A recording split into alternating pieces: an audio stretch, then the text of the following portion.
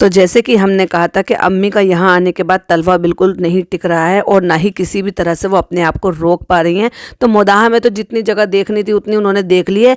अब सवारी कूच कर रही है कानपुर के लिए। तो हाय फ्रेंड्स, अस्सलाम वालेकुम, welcome back to my channel पर न्यू है तो सब्सक्राइब कर लें और साथ ही साथ बेल आइकन दबाना बिल्कुल मिस मत कीजिएगा, जिससे कि मेरी आने वाली वीडियो की नोटिफिकेशंस आपको पहले ही मिल जाए। तो डब्बा का व्लॉग आ गया है, तो चलिए शुरू करते हैं डब्बा के व्लॉग का रिव्यू। व्लॉग की शुरुआत में ही खाना पीने की चीज़ें जो है उन्होंने दिखा दी है, क्योंकि रेहान जो है वो जाने के लिए, क्योंकि कानपुर जा रहे हैं तो रास्ते में से सिंगाड़े भी खाएंगे और जो है सामान भी लेंगे। और भाई इतना खाना एक ही व्लॉग में इन्होंने इतनी चीज़ें खाई हैं, वो जाती कहाँ है मुझे तो यही समझ में नहीं आती, ये डाइजेस्ट कैसे कर लेते हैं इतनी चीज़ों को। और डाइजेस्ट से याद आया, रास्ते से मूली लेके इतनी सारी फनी ने दी है तो पहले ही मना करिए, मूली कोई नहीं खाएगा, क्योंकि पता है ना मूली खाने के बाद क्या होता है।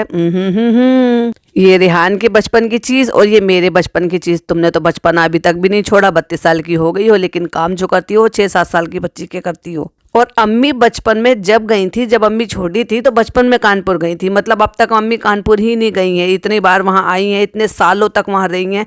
अपने बचपन में बता रही हो या अम्मी के बचपन में बता रही हो। और भैया सिंगाड़े लेने के लिए रुक गए। अगर सिंगाड़े नहीं मिले तो बहुत ही अधूरा अधूरा लग रहा है। अगर सिंगाड़े नहीं खाए तो अम्मी पता नहीं चैन की सांस कैसे ले पाती।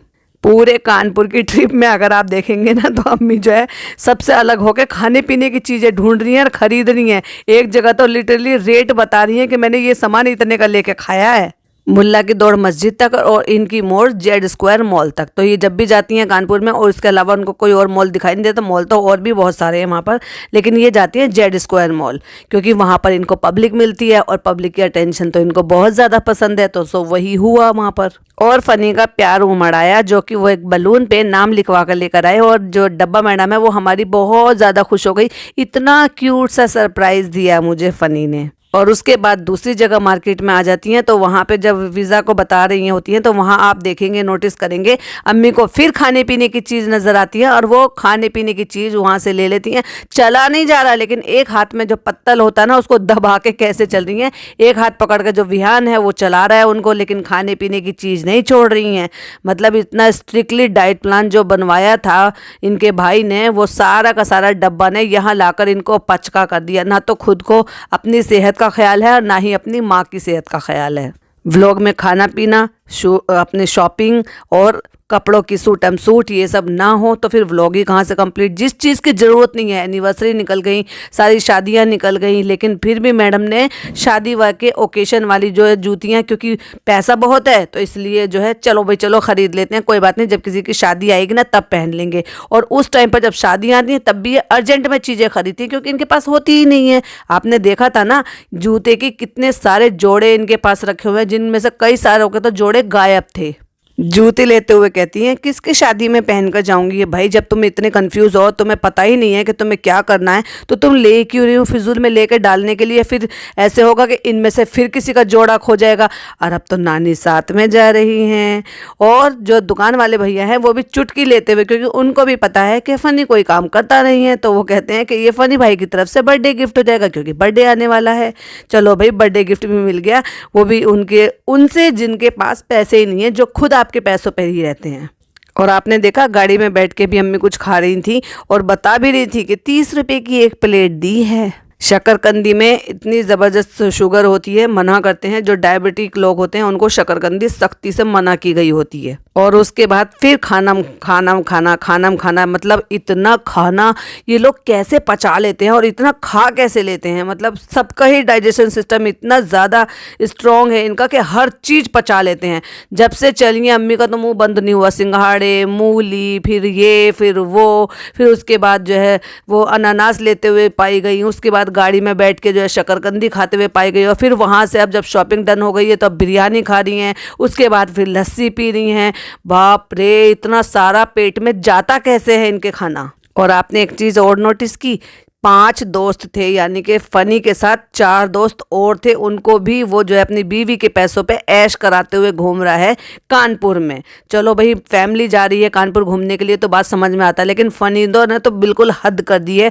खुद अपने दोस्तों को भी जो है डब्बा मैडम के पैसों पे खूब ऐश करा रहे हैं। और फिर अपने ही सैया को भैया कह के, ड्राइवर भैया 10 पे गियर लगा के गाड़ी उड़ा दो। शर्म तो बिल्कुल नहीं आती, लोग इतने कमेंट्स करते हैं लेकिन फिर भी भैया भैया कहती रहती है।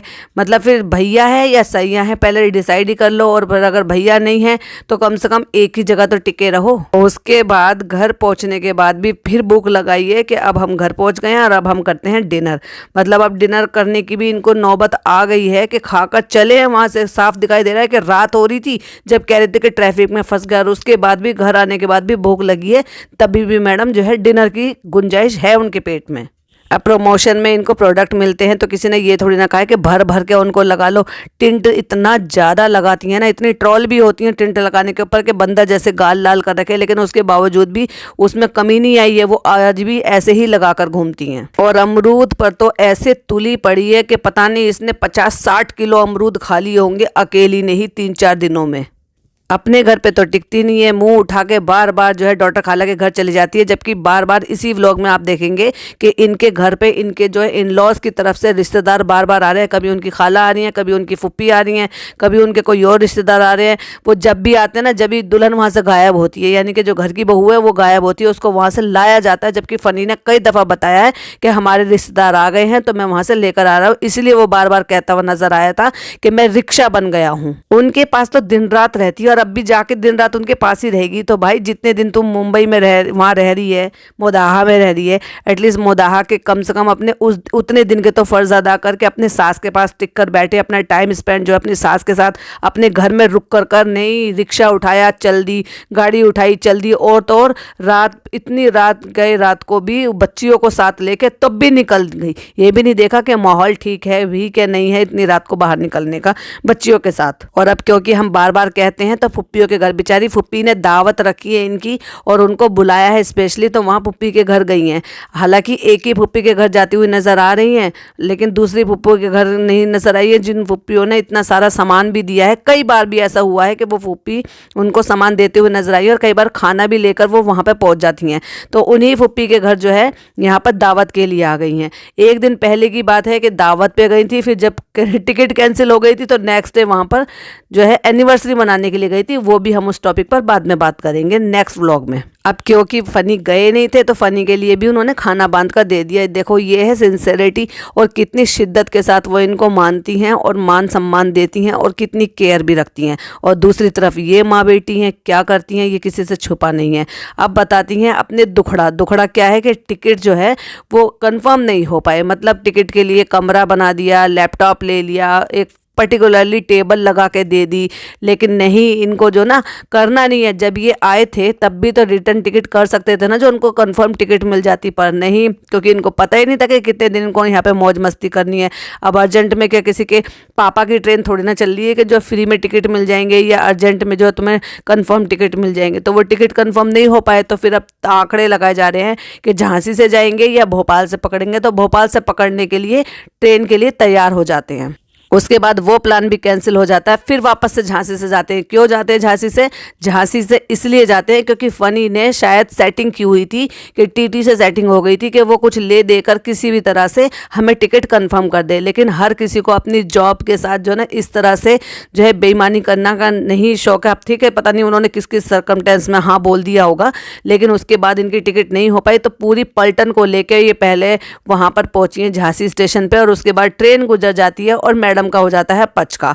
और फिर कहती हैं हमारी ट्रेन चली गई गाइस, हम नहीं जा पाए क्योंकि हमें एक टिकट मिली थी और हम इतने सारे लोग थे। एक टिकट पे इतने सारे लोग तो वैसे भी नहीं जा सकते। तो जब तुम्हें पहले से ही पता था और ये श्योरिटी थी नहीं कि तुम्हें टिकट मिल जाएगी कंफर्म, तो तुम्हें इतनी सारी पलटन को लेकर वहां पे जाने की जरूरत क्या थी? और फिर अपना सा मुंह लटका के वापस आ जाते हैं रात को 3 बजे घर पर। सरासर बेवकूफ़ी वाले काम किए। इनको कहते हैं पढ़े लिखे बेवकूफ़ लोग। जब ये आए थे तो ये कितने तारीख में आए थे? 2-3 तारीख में आए थे। 6 तारीख का इनकी एनिवर्सरी थी। उसके बाद जितने दिन भी इनको रुकना था उसके हिसाब से रुककर अपने टिकट को जो है कंफर्म करा लिया जाता। अगर 4 दिन पहले भी आप टिकट बुक करते हो तो अभी आपकी टिकट जो है वो कंफर्म हो जाती है। और मुझे तो हंसी बेचारी अम्मा पे आ रही थी कि ऐसा हुआ कि 2 बार उनको स्टेशन से वापस गई, यानी कि उनका जो मुहूर्त है अभी तक आया नहीं है मुंबई जाने का। और वो बेचारी जब भी कभी कैमरा जाएगा अम्मा पे, आप नोटिस करना, हमेशा हाथ उठा के सिर्फ उनको यही स्क्रिप्ट दी गई है कि तुम्हें दुआ मांगनी है और तुम्हें दुआ देनी है। सो वही करती हुई नज़र भी आती हैं। और आपने देखा पटना से कोई बहुत दूर से मिलने के लिए आए थे, वो इनके लिए कुछ कपड़े सूट्स वगैरह लेकर आए थे, जो फनी के लिए शायद कुर्ता पजामा या शायद शेरवानी टाइप का कुछ था। और इस मैडम के लिए एक सूट था जिसके दुपट्टे पे एक बहुत ही डरावनी सी पेंटिंग बनी हुई थी। वाकई वो बहुत ही ऐसी लग रही थी जैसे ये खुद ने इन्होंने जो काजल लगाई थी ना भर भर के, जिसकी वजह से ना बहुत ही अजीब वो एक डरावना फेस सा लग रहा था, वैसे का वैसा ही वो जो ना पेंटिंग में बना दिया गया। तब मुझे तो देखकर इतनी हंसी आई कि शायद किसी ने इमेजिन कर लिया और एग्जैक्टली वैसे ही बना दिया है। और फनी भाई ने भाई कितनी बड़ी गलती कर दी अपनी लाइफ में। उन्होंने पहली बार ऐसे बोल दिया कि 1 घंटे से मैं अपनी बीवी की बकवास सुन रहा हूँ, और फिर जो बीवी का मुंह फूला है ना, क्या खाजा फूला होगा। जो मेले में खाजा दिखा रहे थे ना, उससे भी ज़्यादा बड़ा मुंह फूला, आंखें ऐसे बाहर निकल के टेढ़ी मेढ़ी दिखा दिखा के, और फिर नखरे में काम करती हुई नजर आ रही है। काम कुछ नहीं करी, बस यहाँ से सामान उठाया वहाँ से सामान उठाया, लेकिन नखरा पूरा तोड़ रही है। अब वो बार बार माफ़ी मांग रहा है। भाई तुझे तो जिंदगी भर माफ़ी मांगनी पड़ेगी कि तूने काम ही ऐसे किए हैं। अब सही कहते हैं बड़े बूढ़े लोग जो दुनिया से चले गए हैं ना, जो लोग कहते थे वो यही कहते थे, जिसने अपने माँ बाप की कदर नहीं की उसकी दुनिया में कोई कदर नहीं करता, उसकी कोई वैल्यू नहीं है। कहते हैं ना, शाख से गिरा पत्ता जो होता है ना, उसकी कोई वैल्यू नहीं होती, और वो कूड़े में से ही सिकरा जाता है। तब तक ही पत्ते की वैल्यू होती है जब तक वो शाख पर लटका हुआ है, यानी कि अपने पेड़ के साथ वो जुड़ा हुआ है। और इसने तो भाई अपने जो है ना, एक अकेला इकलौता बेटा होने के बावजूद भी अपने पेरेंट्स को ऐसे छोड़ दिया जैसे वो गैर हो, जैसे इनके ताऊ ताई हो या इनके चाचा चाची लगते हो। इस तरह से बर्ताव करता है और इसी तरह से बिहेव करता है। जब तुम गांव में आ जाते हो, अब तो तुम काम करते हुए नजर आ रहे हैं कि ये चावल निकल रहे हैं, ये धान बो रहा है, ये यहाँ ये हो रहा है, वहाँ वे हो रहा है। ये भी तो सोचा करो, जब तुम नहीं होते हो तो तब तुम्हारे पापा अकेले पड़ जाते हैं इस उम्र में, तो क्या उनको 2 हाथ के सहारों की जरूरत नहीं है? क्या उनको अपने जवान बेटे के सहारे की जरूरत नहीं है, जो तुम छोड़ छोड़ कर वहां चले जाते हो सो कॉल्ड उस बिजनेस के लिए, जो बिजनेस का अभी तक कुछ भी नहीं स्टार्ट हुआ, और ना ही ये भी पता कि वो स्टार्ट हो भी रहा है कि नहीं हो रहा है। ही रीज़न था कि ये लोग शादी के लिए राज़ी नहीं हो रहे थे, क्योंकि उनको ये 100% श्योर था कि मेरा बेटा हमें यहाँ से छोड़कर जाएगा। क्योंकि उनको तो पहले से ही पता था कि बहू ने जब वहाँ पर घर खरीद रखा है तो वो यहाँ क्यों रहेगी, और क्यों कर वो मेरे बेटे को यहाँ से लेकर जाएगी, क्योंकि वो अकेली तो रहेगी नहीं। जब वो शादी कर रही है तो डेफिनेटली फनी को भी वो वहीं रखेगी, और वही साबित हुआ। अब मुझे जाके वो बात याद आती है जिसके नहीं, फनी ऐसा नहीं है फ्रेंड्स, फनी के बारे में आप ऐसा मत करो, वो मेरे पैसे के पीछे नहीं है। अब वो तुम्हारे पैसे के पीछे ही है, साफ साफ दिखाई दे रहा है। हर चीज़ पे मौज कर रहा है, अपने दोस्तों को मौज करा रहा है, और अभी आईफोन मिल गया, घर रेनोवेट हो गया, फार्म हाउस पे घर बन गया, नीचे का घर रेनोवेट हो गया, प्लॉट खरीद लिया है, गाड़ी ले ली है, और क्या चाहिए यार? अभी तो तुम्हें और बहुत कुछ लेना। और बिजनेस, हाँ सो कॉल्ड वो जो बिजनेस अभी तक सेट नहीं हुआ वो भी तो सेट हो ही रहा है ना, तो हो ही जाएगा। अब दुखड़ा सुन लो, मैं इतने भारी भारी सूट लेकर आती हूँ, इतने चमक वाले सूट लेकर आती हूँ, और कोई हमें शादी में बुलाता ही नहीं है, और फिर मैं इसको वापस ले जाती हूँ तो मुझे बहुत बुरा लगता है। अबे पागल औरत, जब तू लाती है तो यहाँ छोड़ दे, यहाँ कोई और पहन लेगा क्या तेरे सूट? जब तुम शादियों में तो यही जाते हो, वहाँ तो तुम्हें कोई शादी में बुलाता तक नहीं है, वहाँ तो तुम सिंपल सिंपल से सूट पहनती हो। तो तुम्हें अच्छे जो सूट पहनने होते हैं, या फिर शादी के डिजाइनर टाइप के जो सूट पहनने होते हैं, वो तो तुम्हें मुदाह में आके पहनने होते हैं, क्योंकि यहाँ रिश्तेदारी है, रिश्तेदारी में आना जाना होता है, और फिर रिश्तेदारी में ही शादियाँ होती है। शादी तुम यही अटेंड करते हो, मुंबई में तुम्हें कौन पूछ रहा है? तो तुम्हें वहां कहीं जाना ऐसा होता नहीं है, तो यहीं छोड़ दो इन सूटों को, और जब आपने इधर आओ तब इधर पहन लो। लेकिन नहीं, तुम्हें तो आदत है दुनिया भर का सामान यहाँ से वहां ढोकर लेकर जाने की, और वहां से यहाँ ढोकर लेकर आने की। और बेचारा फनी जब उसने ऐसे कहा तो गुजारिश कर रहा है लोगों की, जो लोग व्लॉग देख रहे हैं, प्लीज़ शादी में बुला लिया करो और मुझे कार्ड दे दिया करो, क्योंकि यारी दोस्ती में कार्ड की ज़रूरत नहीं होती है। उनको पता है कि बहन भाइयों की शादी होती है तो उसमें जाके काम भी कराना होता है, शादी अटेंड भी करनी होती है, कुछ जिम्मेदारियाँ भी निभानी होती है। यार दोस्त ऐसे ही होते हैं, तो मैं भी शायद कार्ड भी नहीं देते हूँ कि नहीं पर्सनली कार्ड नहीं देना, क्या कार्ड दोस्तों को क्या कार्ड देना। तो कहता है कार्ड दे दिया करो और उस पर नाम लिख दिया करो सबा इब्राहिम, मतलब अब जो कार्ड आएगा वो उस मेंबर के नाम से आएगा। सही बात भी है भाई, जो घर में अब मुखिया तो यही हो रही है, क्योंकि यही कमाती है, इसकी कमाई पे घर चलता है, तो भाई कार्ड भी इसी के नाम का आना चाहिए। सही बात है, सही जा रहे हो फनी भाई, वेरी गुड। अब बताते हैं, बड़ी खुशी खुशी बताते हैं कि ये मेरे लिए जो है ना, इसने मेरे लिए शर्ट ली है और मुझे बहुत अच्छा लगा, इसने मेरे लिए शर्ट ली है। तो वो पचका कर देती है बेचारे की, वही के वही इंसल्ट कर देती है कि ये शर्ट जो ली गई है ये ऐसे नहीं ली गई है, ये इसलिए ली गई है क्योंकि उसके साथ हमें एक कपड़ा लेना था, तो हमारा जो है वो पूरा अमाउंट हो जाता, उस अमाउंट पर हमें ये ट्रॉली फ्री मिली है, तो इसलिए हमें ये मिली है। तो कहता अब आप इंसाफ करो। तो फिर वो इंसाफ करते करते फिर वो भी अपना बता देते हैं कि मैंने भी तुमसे बगैर बताए बिना बिना तुमसे पूछे हुए मैंने ये पैंट खरीद ली। तो वो कहती है कोई बात नहीं, जो तुम्हारा है वो हमारा है, जो हमारा है वो तुम्हारा है। तो कहने का मतलब ये है कि डब्बा को पता ही नहीं था कि इन्होंने अभी अपने लिए एक पैंट भी खरीदी है, जो कि कन्फेस करते हुए नजर आए वो। और उन जूतियों के पीछे इतनी पागल हो रही है कि उनको बार बार पहन के दिखा रही। वो मना कर रहे, कल तो पहने थे भाई, लेकिन उनको पहन पहन के दिखा रही है कि कितने अच्छे लग रहे हैं ना, मैं इनको शादी पे पहनूंगी। पहले तो तुम्हें यही नहीं पता था लेने से पहले कि तुम्हें ये पहनने का है, तो वहाँ तुम कह रही मैं कहाँ पहनूंगी, किसकी शादी में पहनूंगी। ज़रूरत के हिसाब से चीज़ लिया करें, जिसकी जब ज़रूरत हो तब। तुम तो वैसे भी अर्जेंट में सब चीज़ें खरीद ही लेती हो, तो क्या दिक्कत है। और उस छोटी सी बच्ची की बात से तो भाई मुझे बहुत ही ज़्यादा हंसी आई और हैरानी भी हुई कि इतनी छोटी सी बच्ची किस तरह की बातें करती है। पिछले व्लॉग में आपने देखा होगा ना, जब वो खेत के बारे में उसने पचका किया था, वो चाहती तो ये पार्ट को ट्रिम कर सकती थी डब्बा, लेकिन डब्बा ने इस जानबूझकर इसको व्लॉग में रहने दिया और इसको एडिट कर कर निकाला नहीं। जो वो कह रही थी ना, जहाँ जहाँ तक नज़र जाती है हमारे खेत नज़र आते हैं, तो यहाँ उसने डायरेक्ट और इनडायरेक्ट जैसे भी कहो भाई को शेड किया।